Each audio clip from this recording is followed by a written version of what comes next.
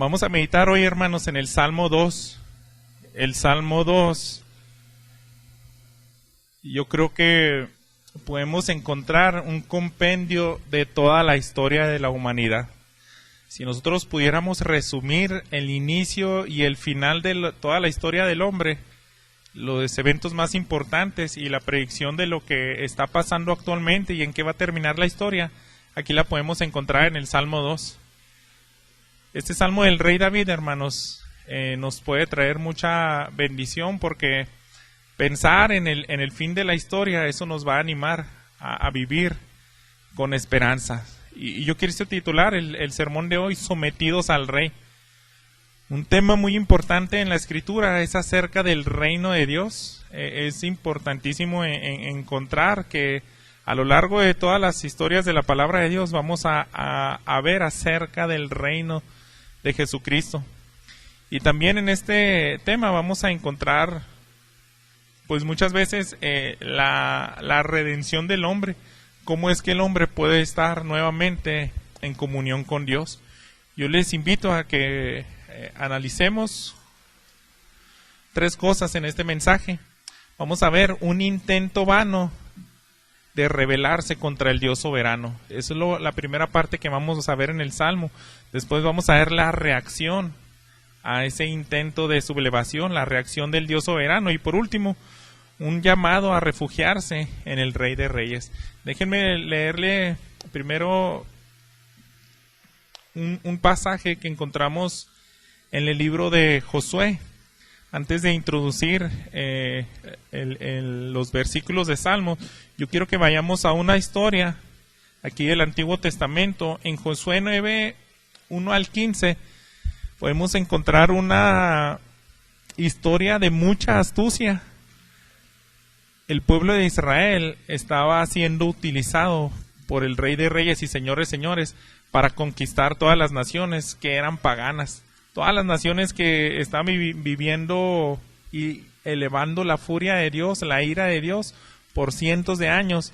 Llegó el límite de la paciencia de Dios y dijo, yo voy a terminar con todas y mi instrumento va a ser Israel. Era algo inevitable, hermanos, pero hubo una sola nación que pudo evitar esa ira de Dios.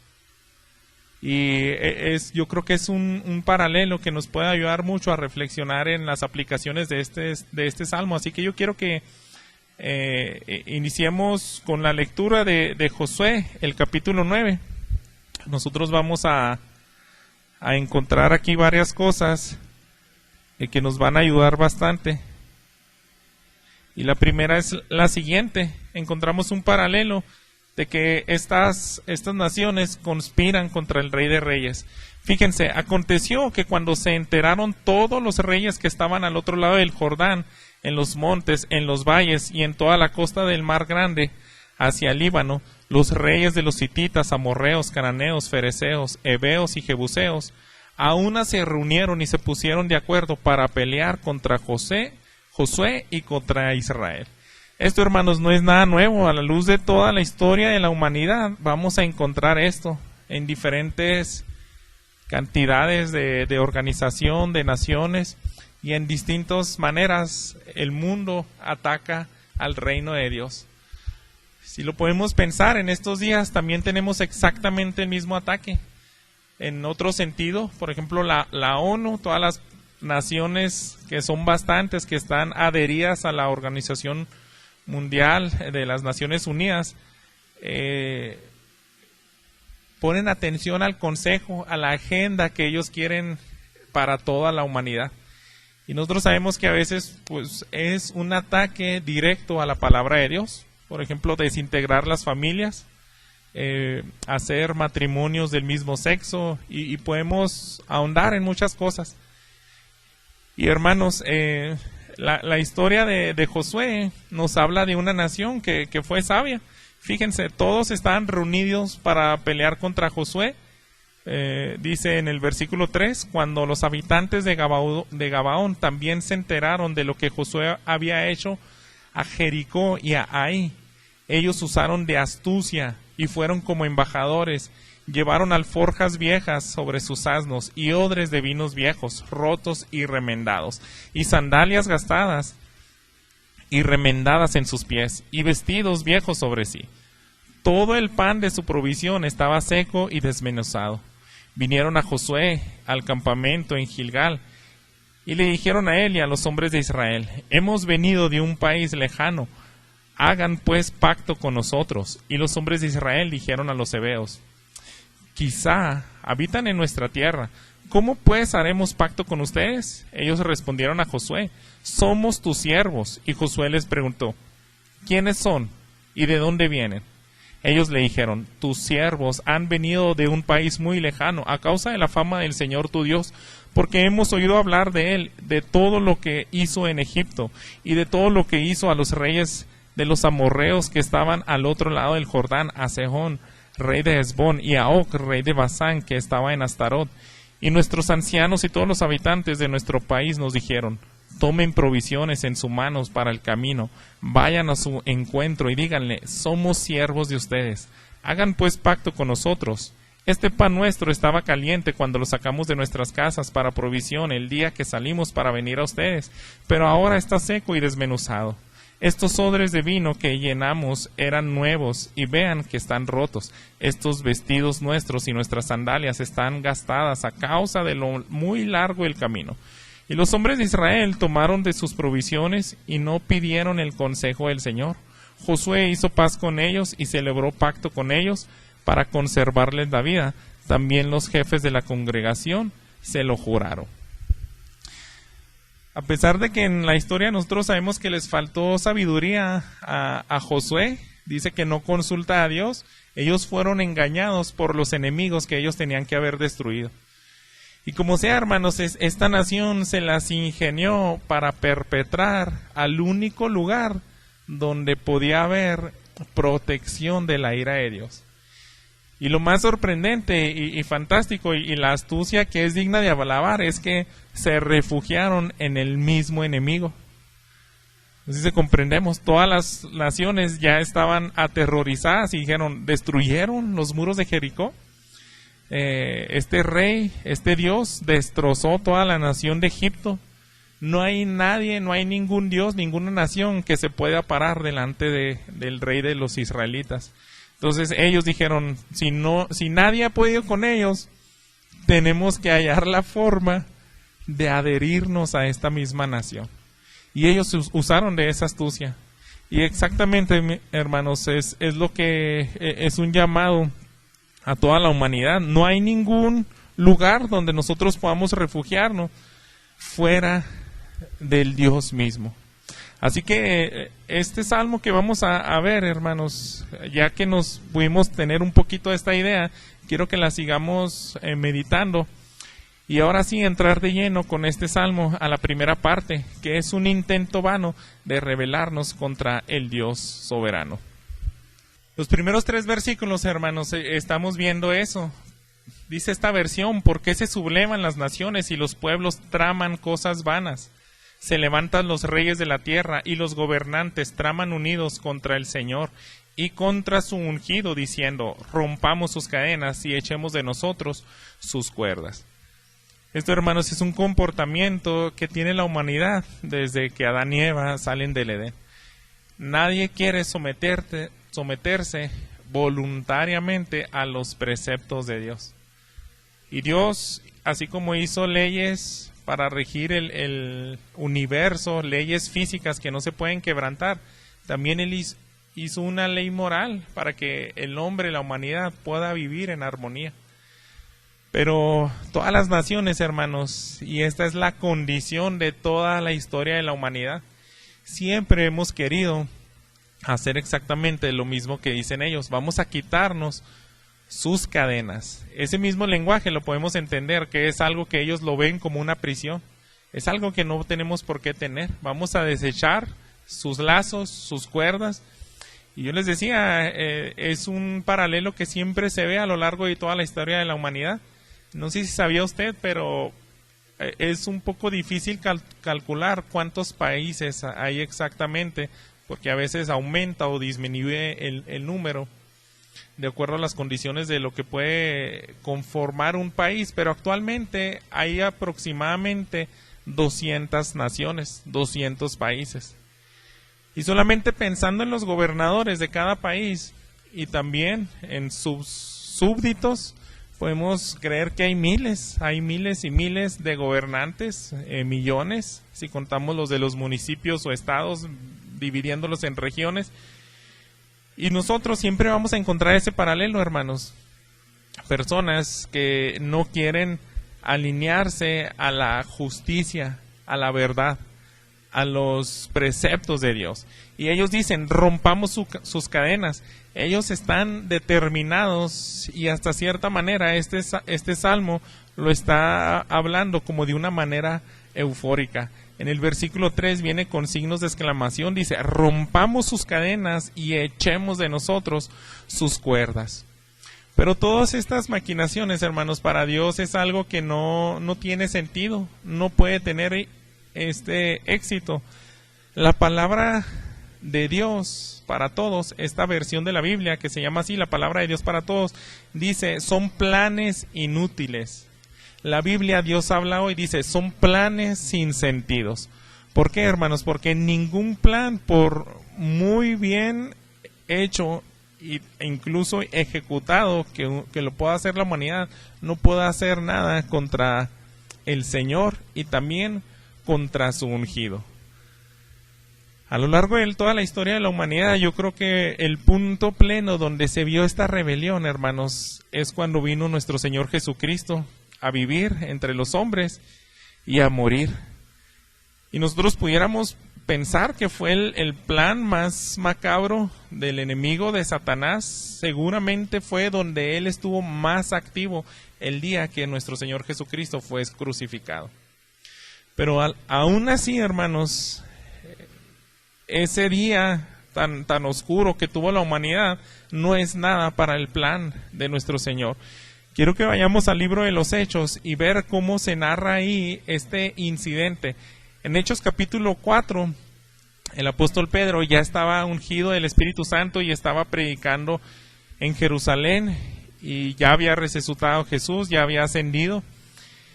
Y en su tercer sermón, ahora delante de los líderes, fíjense en el versículo 23, después de dar ellos una respuesta contundente a la amenaza de decirle, paren de hablar del Señor Jesucristo. Cuando ellos van y cuentan eso a la iglesia, fíjense cómo reacciona la iglesia. Les voy a leer el versículo 23 en adelante. Cuando quedaron en libertad, fueron a los suyos y les contaron todo lo que los principales sacerdotes y los ancianos les habían dicho. Al oír ello, estos, unánimes, alzaron la voz a Dios y dijeron, oh Señor, tú eres el que hiciste el cielo y la tierra, el mar y todo lo que en ellos hay, el que por el Espíritu Santo, por boca de nuestro padre David, tu siervo, dijiste, ¿por qué se enfurecieron los gentiles y los pueblos tramaron cosas vanas? Se presentaron los reyes de la tierra y los gobernantes juntaron a una contra el Señor y contra su Cristo. Estos versículos, hermanos, es exactamente los versos del capítulo 2 que acabamos de leer. Esta iglesia está citando las palabras del rey David, pero ellos dijeron, ¿cuál fue el evento donde más se pudo manifestar esa rebelión?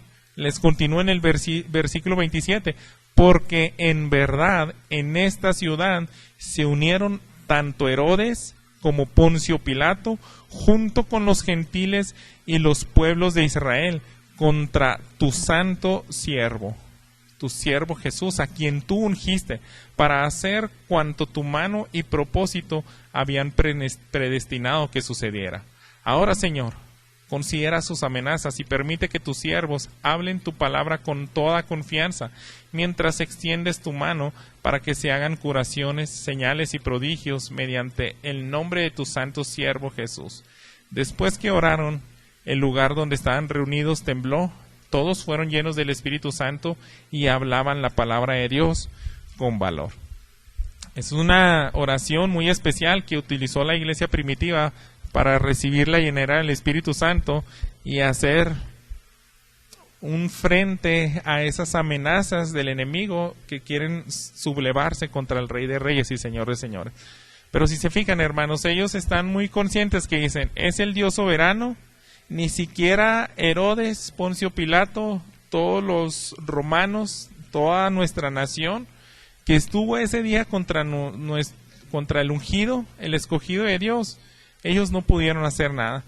En tu propósito habías predestinado que todo esto sucediera. Entonces, hermanos, no podemos encontrar ningún plan tan malvado, tan perverso, que el hombre haya querido hacer en contra del Padre.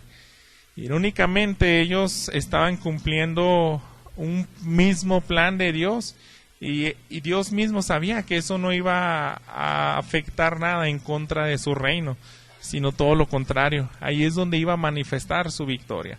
Y por eso, hermanos, el Salmo 2 es ese panorama donde se está diciendo qué es lo que hace Dios cuando el hombre, la humanidad, trata de decir: yo no quiero someterme al Rey de Reyes y Señor de Señores.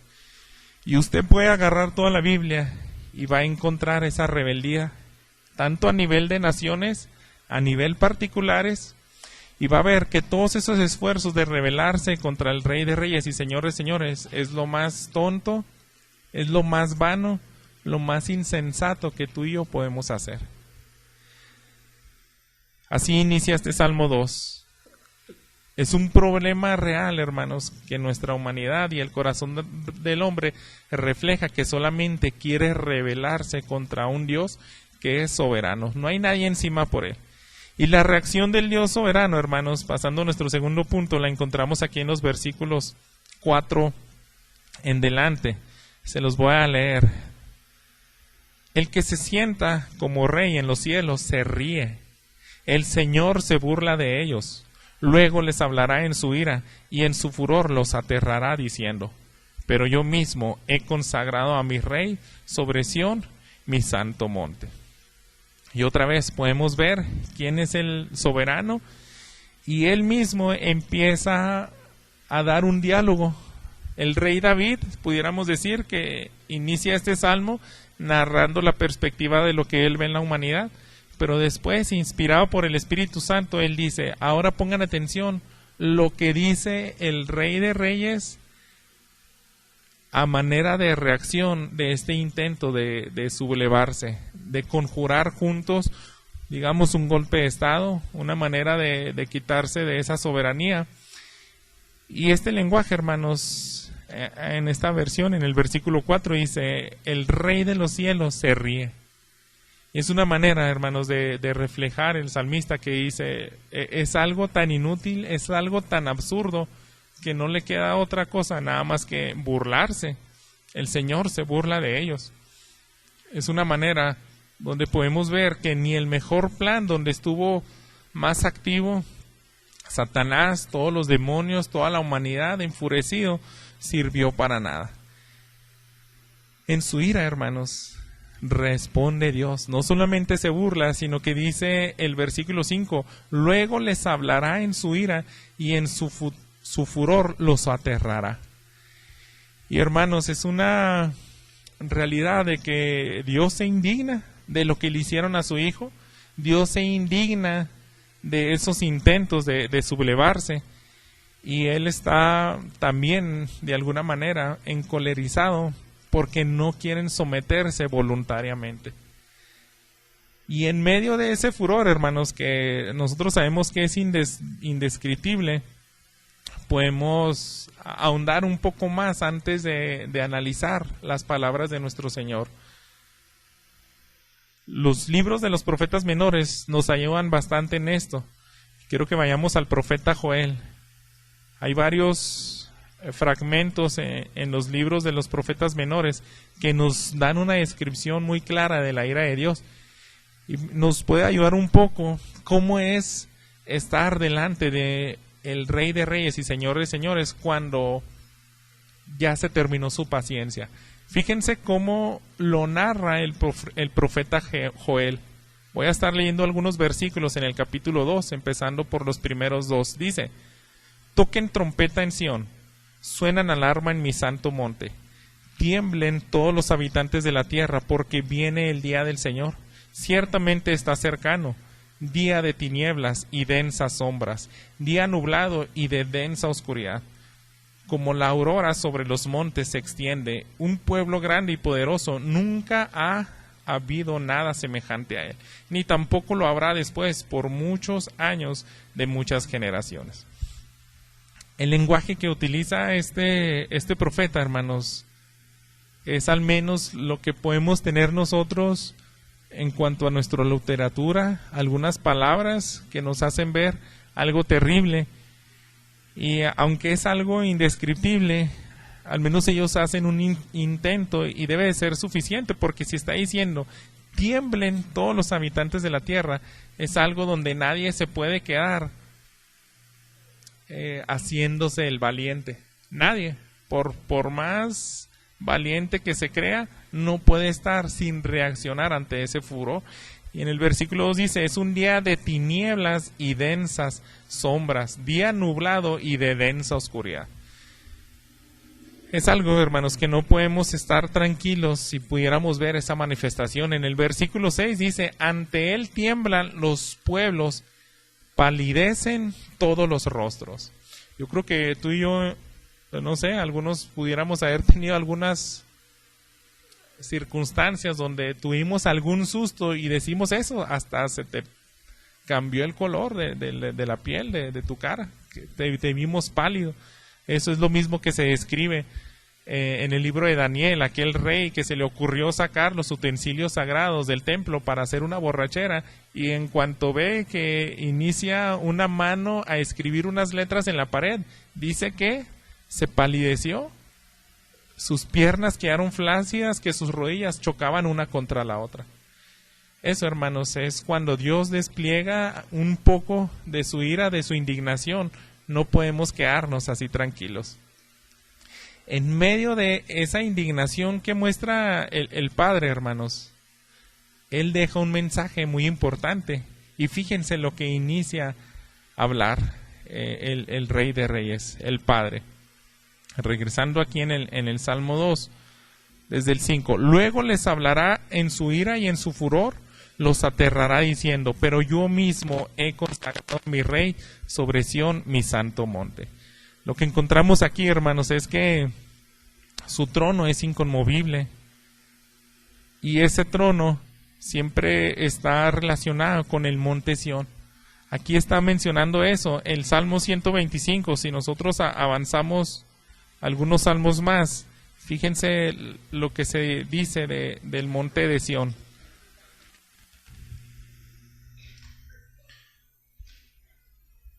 (125:1) Los que confían en el Señor son como el monte Sión, que es inconmovible, que permanece para siempre.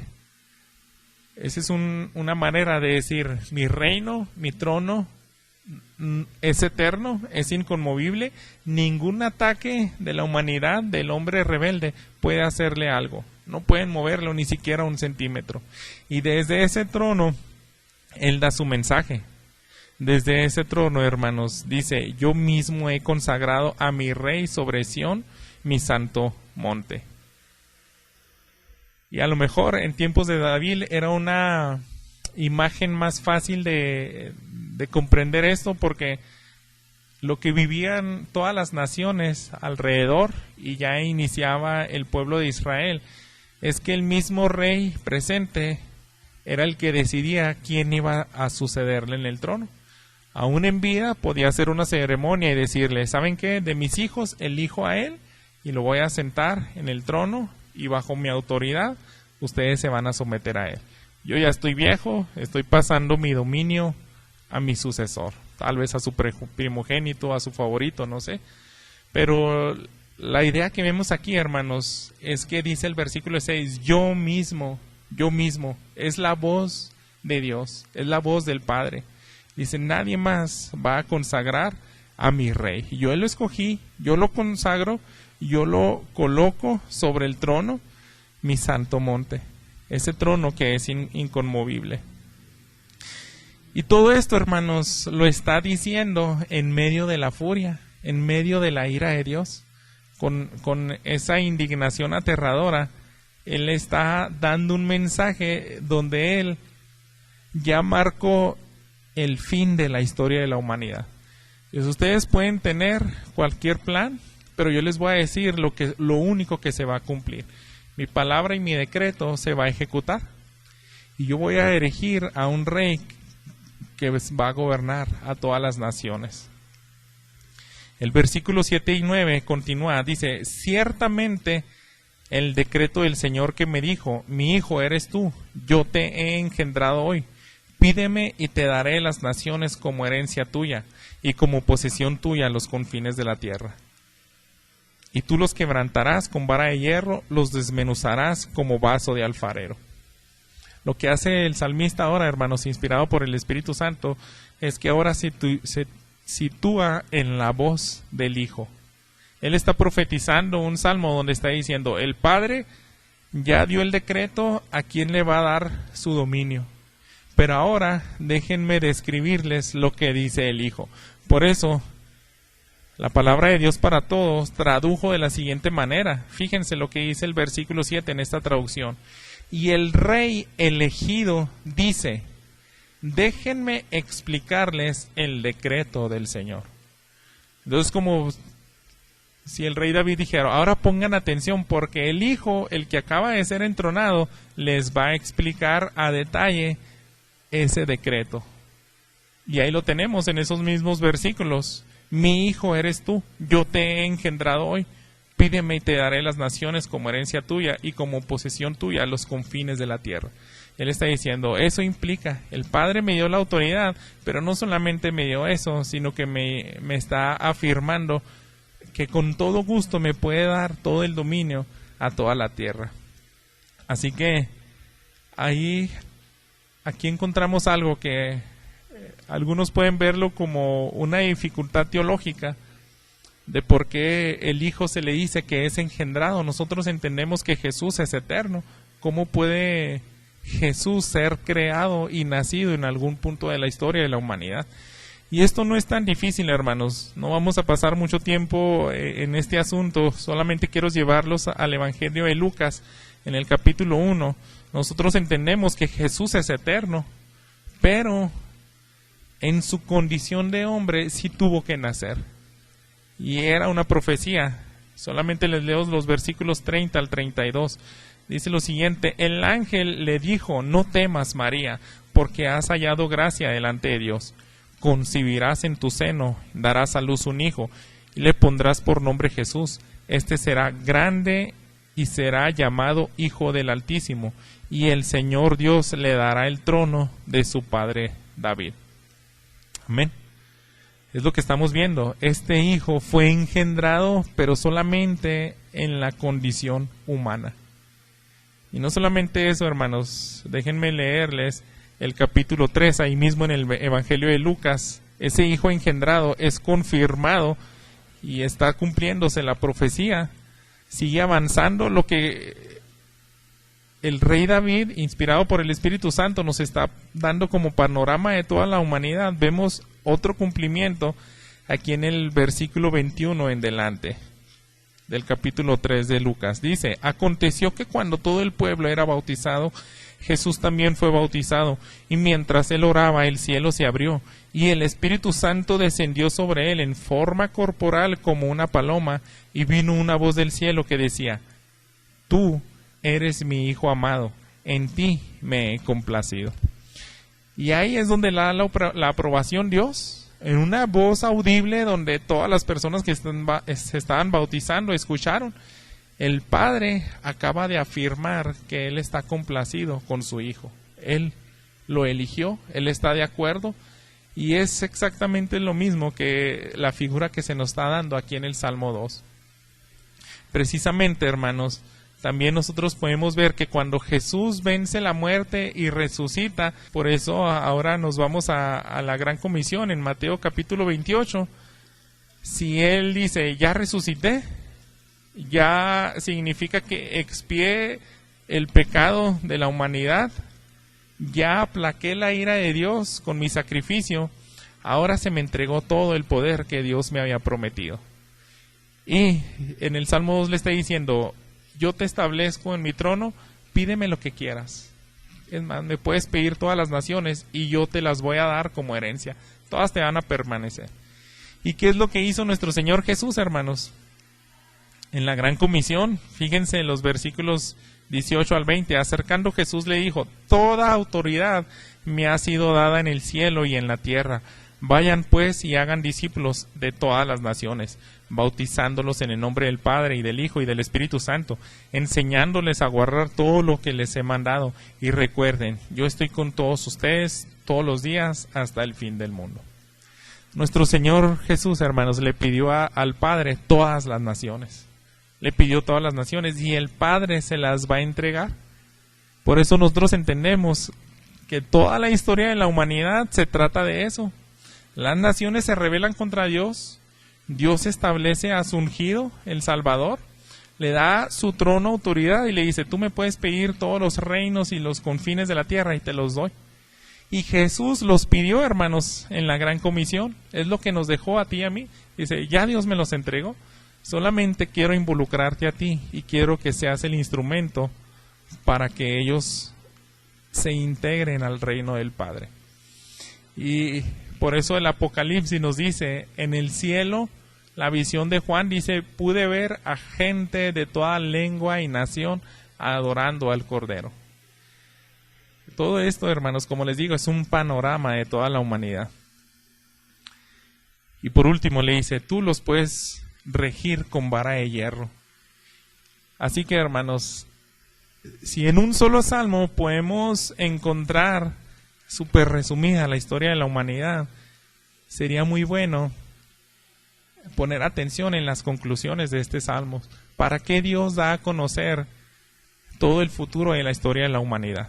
Porque Él tiene un llamado para ti y para mí. Y ese es un llamado a refugiarse en el Rey de Reyes. Vamos a leer los últimos 2 versículos del Salmo 2. Dice: ahora pues, oh reyes, muestren discernimiento, reciban amonestación, oh jueces de la tierra, adoran al Señor con reverencia y alégrense con temblor, honren al Hijo para que no se enoje y perezca en el camino, pues puede inflamarse de repente su ira. Cuán bienaventurados son todos los que en Él se refugian. Y eso es, hermanos, el final es un llamado a refugiarnos en el mismo Rey de Reyes. Ese mismo Rey que estalla en ira, que se burla de sus enemigos, que establece a su Hijo como el Supremo. Él está haciendo un llamado a someterse de manera voluntaria. El título de este sermón yo les puse: sometido al Rey. Y sea como sea, hermanos, toda lengua, toda rodilla se va a doblar a ese Rey. Algunos se van a doblar en contra de su voluntad, pero otros nos doblaremos de manera voluntaria. Él le dice: yo puedo darte vara de hierro para que las rijas. Entonces suena a lo mejor una idea muy, muy drástica, pero decir, con esa barra puede quebrar tus rodillas para que tú te inclines y te postres delante de Él. Y eso es lo que hará. Tenemos otros pasajes como Apocalipsis 19:11 en delante, donde dice: he aquí vi el cielo abierto y un caballo blanco, en él lo montaba aquel que se llama fiel y verdadero, con justicia juzga y pelea, tiene ojos de fuego. Y también dice que a él se le va a dar vara de hierro para regir a todas las naciones, hermano. Entonces, ese es el fin de la historia, hermanos. Nadie puede evitar que el reino de nuestro Señor Jesucristo se establezca por completo y todos nos inclinemos delante de ese Rey de Reyes y Señor de Señores. Si ese es el fin de la historia, hermanos, lo más sabio que podemos hacer es someternos voluntariamente. Por eso ese es el llamado del salmista. Él está hablando, dice: oh reyes, muestren discernimiento. La Nueva Traducción Viviente dice: quedan advertidos. ¿Ustedes quedan advertidos? Si ya saben el final de la historia, si ya saben que no pueden hacer nada contra el Señor, lo más sabio es que de manera voluntaria ustedes se sometan a ese Rey de Reyes. Pero, hermanos, hasta este punto, tal vez tú has percibido que estamos tratando de analizar todo a nivel de los gobernantes. El salmista está hablando de reyes, Estamos considerando que ese es el mismo patrón que ve toda la humanidad y nosotros podemos decir, pues sí, sí es cierto, la Cámara de Diputados siempre quiere aprobar cosas como el aborto y cuestiones que van en contra de las ligaduras de Dios. ¿Y qué hay de los súbditos, hermanos? Ese mensaje es exactamente para cada hombre. Aunque tú no estés en posición de líder, de todas formas, nosotros sin Cristo formamos el mismo complot contra Dios. Porque de alguna manera, tal vez no de una manera tan deliberada y activa, nos queremos rebelar con Él, pero aún, aunque seamos pasivos, estamos actuando en contra de Dios. La palabra de Dios para todos dice, despierten y escuchen mi concepto. Escuchen mi consejo. ¿Por qué, hermanos? Porque solamente hay un bando. Solamente hay un reino que va a triunfar. En el Evangelio de Mateo, capítulo 12, nuestro Señor Jesús dejó bien claro eso. Tal vez algunas personas no se consideran como alguien que está tratando de hacerle la vida de cuadritos a Dios. Dice, no, yo estoy en paz con Él, no estoy actuando mal. Algunas personas pueden decir, yo no aborrezco a Dios, simplemente no voy al templo, pero pues ¿qué tiene de malo eso? De todas formas, hermanos, déjenme leerles lo que dice aquí. Mateo 12:30. El que no está a favor mío está contra mí, y el que no recoge a mi lado desparrama.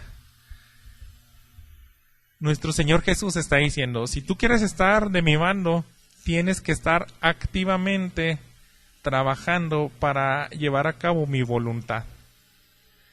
Y debemos de poner mucha atención aquí, hermanos, porque esto ya no se refiere a reyes de la tierra. Vamos a decir, tal vez alguien se cree menos pecador y dice, pues ¿saben qué? Yo no soy tan malo porque no firmé, yo no levanté la mano ahí en el Congreso para decir que se aprueben matrimonios del mismo sexo. Pero aunque tú no estés en esa posición, si tú mismo estás deshonrando tu matrimonio, también tú estás despreciando lo que Dios impuso, la ley que Él puso. Y ahí, hermanos, es donde yo quisiera que abriéramos los ojos todos, porque es un pasaje confrontador, empezando para mí. Nos podemos quedar muy tranquilos y decir, pues sí, toda la humanidad se quiere rebelar contra Dios, pero ¿qué hay de mí? ¿Qué hay de todas las ordenanzas que me ha dicho la palabra de Dios? Y Él está diciendo, quiero que trabajes activamente en mi reino. Si el mismo Padre le dice al Hijo, pídeme para que te dé todas las naciones. Entonces le está invitando al mismo Hijo, al Rey que acaba de entronar, a hacer un acto, a una acción. Tú me tienes que pedir, yo no te lo voy a dar nada más así. Y el Hijo con todo gusto la pidió. Dijo, a mí ya se me dio toda la potestad, se me va a entregar y ahora mando a ustedes como discípulos a que hagan más discípulos, los bauticen. Eso, hermanos, es una ordenanza. Cuando tú y yo queremos ser rebeldes a las ordenanzas de Dios, ¿no te parece que estamos haciendo exactamente lo mismo que dijo el salmista en los primeros versículos? Dice, ¿por qué se sublevan las naciones? Los pueblos traman cosas vanas. Dice el versículo 3, rompamos sus cadenas y echemos de nosotros sus cuerdas. Esto es muy confrontador, hermanos, porque aquí desde este púlpito se han predicado muchas ordenanzas con un fundamento que tiene que ver con la orden del Dios soberano. Si estás en la posición de hijo, a algún punto tus padres te dijeron, ¿sabes qué? Toma mi consejo. Te voy a hablar con la Biblia. Yo soy tu autoridad y te voy a dar este consejo. Si tú como hijo lo rechazaste, hiciste exactamente lo mismo que los reyes de la tierra. Si tú como esposa sabías que tenías que comportarte de una manera para honrar tu posición de esposa o madre y no la hiciste, también, hermanos, significa que podemos estar tratando de quitarnos esa ligadura y decir, no, pues yo sé que la palabra de Dios me dice que ame a mi esposa en mi posición como padre, como empleado. Parte de los últimos sermones que hemos visto, Y si nosotros no tenemos al Espíritu Santo, hermanos, siempre lo vamos a ver como ligaduras, como cadenas. No lo vamos a ver como un privilegio. Entonces es un llamado, hermanos, a no estar de rebeldes ante el Padre, sino todo lo contrario, ser sus súbditos y de manera voluntaria. Hermanos, quiero que consideremos bien esto. Todo el mundo se subleva, pero nosotros también, en muchos sentidos, en el pasado nos quitamos las ligaduras por mucho tiempo. No nos importaba hacer cosas inmorales, no nos importaba tener cierto lenguaje, cierto comportamiento, pero ahora, hermanos, nosotros debemos entender que eso es exactamente quitarse las ligaduras, estar viviendo de una manera que no le agrada al Señor. La nueva versión internacional, en todo este último versículo, en el 12, utiliza una palabra que se puede traducir o que tiene su raíz en la acción de dar un beso. Por eso la nueva traducción viviente, la NBI, tradujo de la siguiente manera: bésenle los pies. ¿A quién? Al Hijo, al que se le dio todo el poder y la autoridad. Honren al Hijo para que no se enoje y perezcan en el camino, pues puede inflamarse de repente su ira. Si tú tuvieras enfrente al Cordero, al Hijo de Dios, encendido en toda su ira a causa de tus pecados, ahí sí cobraría mucho sentido lo que te está pidiendo ahí. Haz lo que sea, aunque tengas que besarle los pies. Y nosotros, hermanos, debemos de aclarar este mensaje a toda la humanidad, porque muchos no se dan cuenta de lo que están en peligro.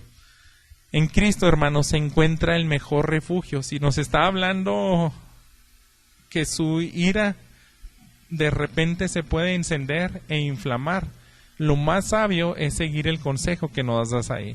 Ponte a cuentas con tu adversario.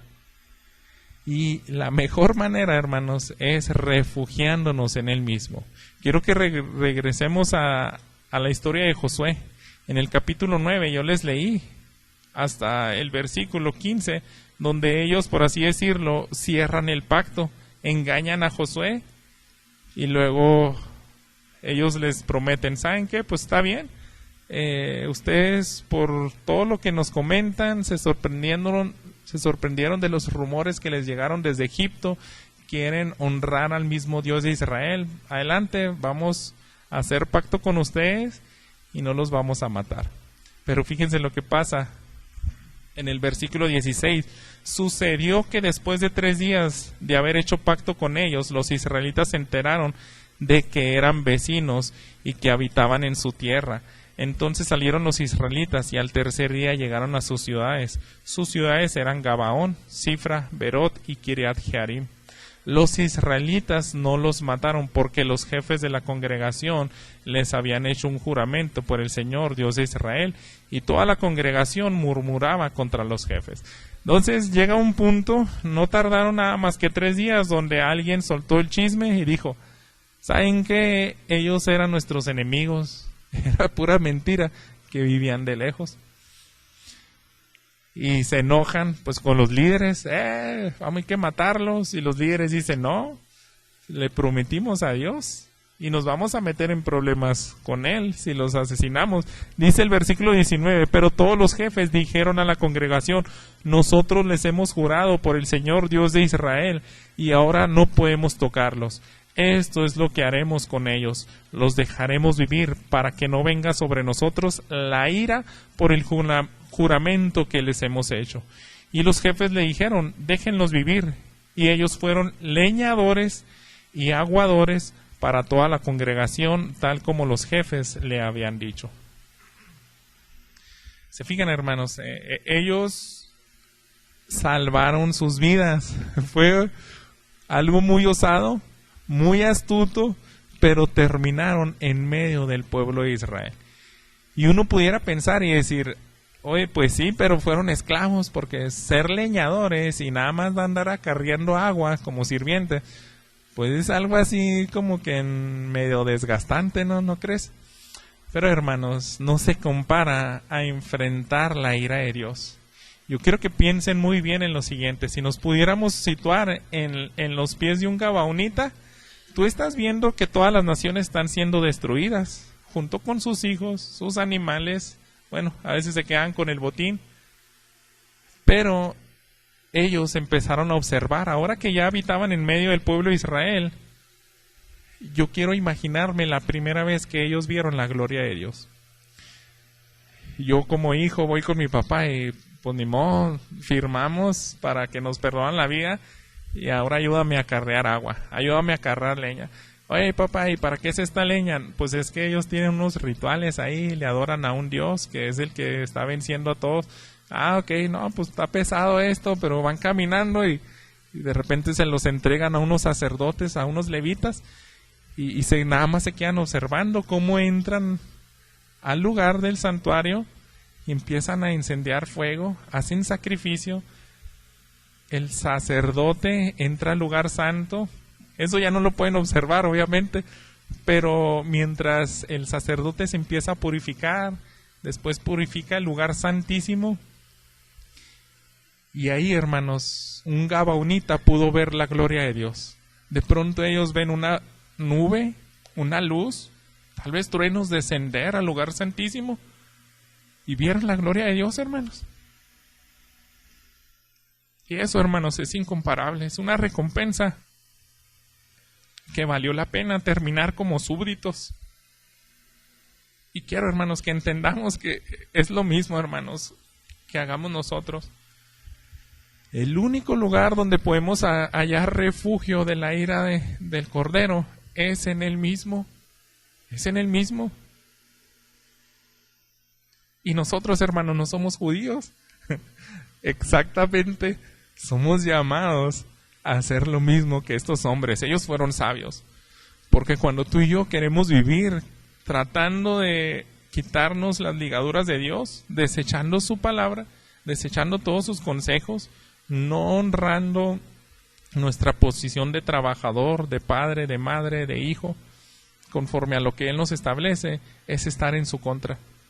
Y hermanos, hoy Dios nos está haciendo ese llamado y decir, ¿sabes qué? Sométete de manera voluntaria. Es lo más hermoso que puedes hacer. Ahí es donde se encuentra la mejor vida, hermanos.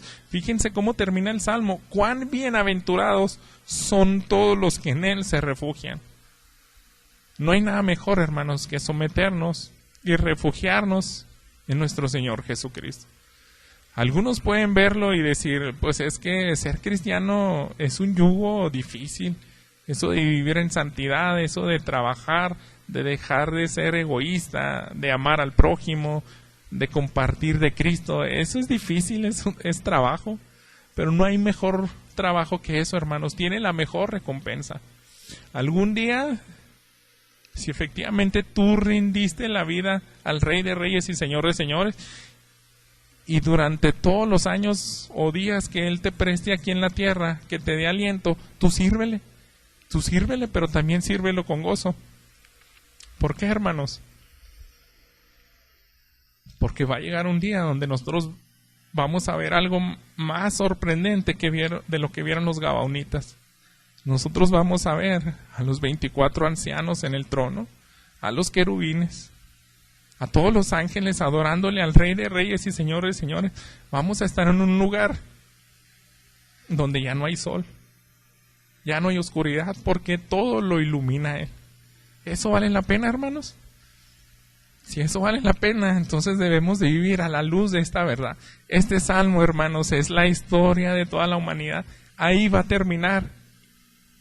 Y vamos a orar, hermanos, para nosotros también terminar ahí. No pisoteados bajo la ira de Dios, del Cordero, sino al contrario, hermanos, adorándole por su salvación. Oremos. Padre bendito, muchas gracias por este mensaje. Gracias porque tú nos recordaste los planes que tienes para tus hijos, para toda la humanidad. Y queremos en este día, Señor, no despreciar esta palabra. Perdónanos porque a veces nosotros nos comportamos exactamente igual, como esas personas necias que menciona el salmista. A veces hemos querido quitar tus ligaduras, Señor. Lo vemos como cadenas, Padre. Pero perdónanos, Padre, porque debemos de verlo de todo lo contrario. Como un honor, Señor, servirte, ministrarte, hacer todo lo que nos corresponda, Padre, para que tu gloria se manifieste. Ayúdanos, Señor, a cada uno de mis hermanos a comprender el propósito de este mensaje y aplicarlo a sus vidas. Tú muéstrale, Señor, lo que quieres trabajar con él. Y danos de tu gracia, Padre, y danos ayuda y la fuerza para rendirnos voluntariamente a ti en todas las áreas de nuestra vida que no te hemos rendido, Señor. Te alabamos y bendecimos tu nombre en Cristo Jesús. Amén.